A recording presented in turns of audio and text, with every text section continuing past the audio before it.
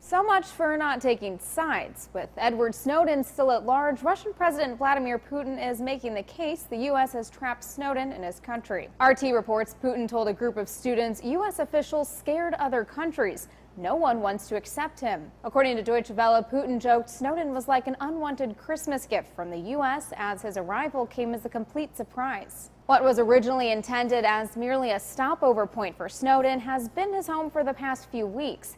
He's believed to be holed up in a Moscow airport weighing his options. Last week, Snowden met with international human rights activists, announcing in a press conference he'd be seeking temporary asylum in Russia. The irony isn't lost on a writer for the New York Times who says, naturally, neither Snowden nor the dozen people taking dictation had any reason to mention the fact that Russia routinely taps into its own citizens' phones, conducts round-the-clock surveillance of opposition activists, and periodically releases hidden camera footage of them in the most private of settings. Putin hasn't said outright whether he'd grant Snowden's asylum request, though many observers say it's likely he will. Since the U.S. revoked Snowden's passport, the Obama administration has been pressing Russia to hand over the former NSA contractor, straining an already tense relationship between the former Cold War foes. If Russia doesn't grant Snowden asylum, his travel options elsewhere are limited.